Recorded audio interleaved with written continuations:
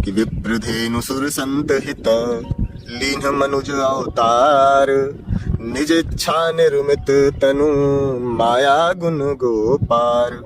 जय श्री राम, जय भारत माता की, जय गौ माता की।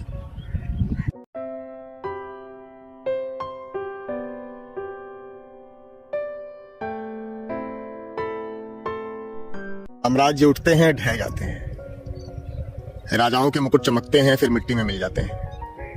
लेकिन भारतीय संस्कृति की लौ हजारों वर्षों से जिस एक परंपरा ने जलाए रखी है वह है ब्राह्मण और उसका ज्ञान तप।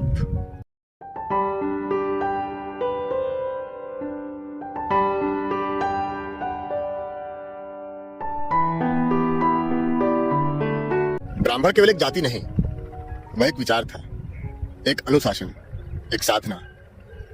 उसका जन्म सत्ता से नहीं, विधान से नहीं, बल्कि दायित्व से हुआ था।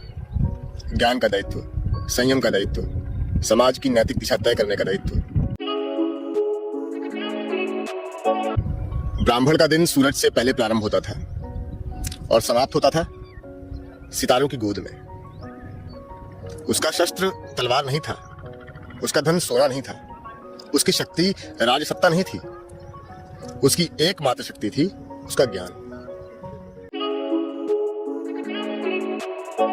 जब कणाद ने कण सिद्धांत लिखा, दुनिया में आधुनिक विज्ञान का बीज पड़ा। जब पाणिनि ने अष्टाध्यायी लिखी, विश्व की सबसे वैज्ञानिक व्याकरण जन्मी। जब चरक सुश्रुत ने चिकित्सा लिखी, इतिहास ने पहली सर्जरी के दर्शन किए।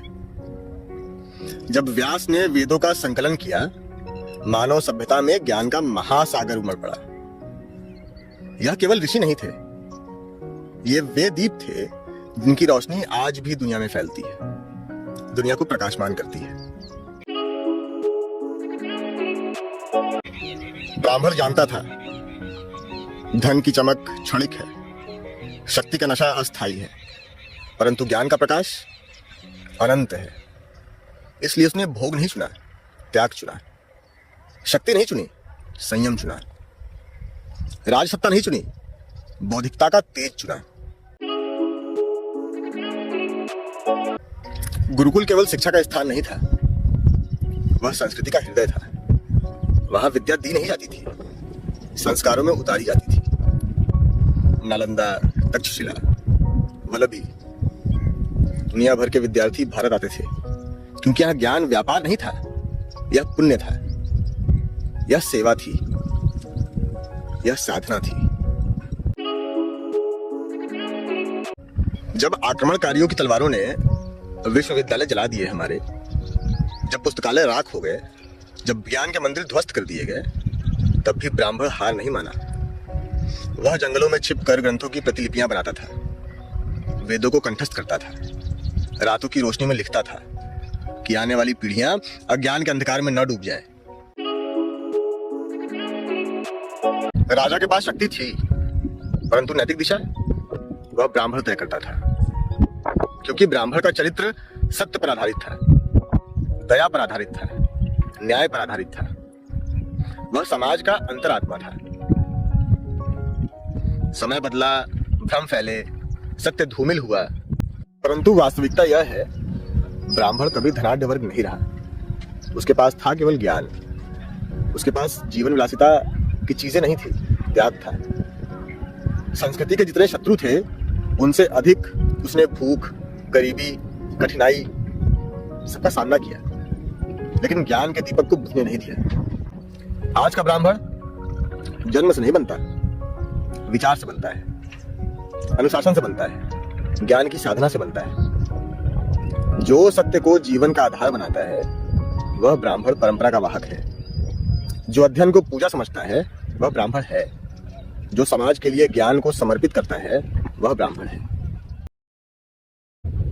ब्राह्मण ने साम्राज्य नहीं चलाए, लेकिन साम्राज्यों को दिशा दी। उसने तलवार नहीं उठाई, लेकिन संस्कृति की रक्षा की। उसने इतिहास नहीं लिखा, लेकिन इतिहास को विचार दिए। और यही कारण है कि जहां जहां ज्ञान जिंदा है, वहां वहां ब्राह्मण परंपरा धड़कती है। क्योंकि ब्राह्मण केवल एक व्यक्ति नहीं, एक प्रकाश, एक चेतना है, एक अनंत धारा है।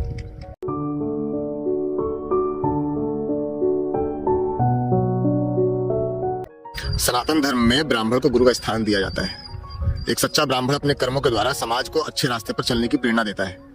प्राचीन काल से ही ब्राह्मण का कार्य विद्या प्राप्त करना और विद्या प्रदान करना रहा है। ब्राह्मण संसार की भलाई के लिए जप तप यज्ञ अनुष्ठान आदि करते और करवाते आए हैं। यही कारण है कि भगवान भी ब्राह्मण से शिक्षा लेने के लिए लालायित रहते हैं। फिर चाहे भगवान श्री कृष्ण हो, भगवान राम हो, पांडव हो, कोई भी हो, देवता हो या दानव हो, सभी ब्राह्मणों का सम्मान करते थे। कुछ पंक्तियां भी हैं ब्राह्मणों के लिए कि ब्राह्मण पैठ पताल छल्यो, ब्राह्मण 60,000 गुजारो, ब्राह्मण सोख समुद्र लियो, ब्राह्मण ही यदुवंश उजारो, ब्राह्मण लात हनि हरि केतन, ब्राह्मण ही क्षत्रिय दल मारो, और ब्राह्मण से जिन बैर करे कोई, ब्राह्मण से परमेश्वर हारो। अर्थात ब्राह्मण ने अपने पैर से तीनों लोक नापकर राजा बलि से मुक्त किया था। राजा बलि ने तीनों लोकों को अपने अधीन कर लिया था। तब वामन भगवान ने बलि से 3 पग धरती दान में मांग ली और 2 पग में ही पृथ्वी और आकाश को नाप दिया था। तीसरा पग बलि के सिर पर रखकर उसका उद्धार कर दिया था। अगस्त जी ने सारा समुद्र सूख लिया था। कपिल मुनि ने सगर जी के 60,000 पुत्रों को श्राप देकर भस्म कर दिया था। परशुराम जी ने पृथ्वी को क्षत्रिय विहीन कर दिया था। दुर्वासा ऋषि ने यदुवंशियों को श्राप देकर यदुवंश को नष्ट कर दिया था। तो वहीं भृगु ऋषि ने भगवान विष्णु के वक्षस्थल पर अपने पैरों से प्रहार कर दिया था। इसलिए ब्राह्मण से कभी विरोध नहीं करना चाहिए। ब्राह्मण को भूदेव भी कहते हैं। ब्राह्मणों ने सनातन धर्म को एक सूत्र में बांधने का कार्य हमेशा से किया है। इसलिए ब्राह्मणों के लिए हितार्थ भगवान पृथ्वी पर बार बार अवतार लेते रहते हैं। वेद पुराणों और शास्त्रों ने भी ब्राह्मण की महिमा गाई है। चरितमानस में भी भगवान ने तुलसीदास जी के मुख से कहलवाया है कि विप्रधेनु सुर संत हित लीन मनुज अवतार, निज इच्छा निरुमित तनु माया गुण गोपार। जय श्री राम, जय भारत माता की, जय गौ माता की।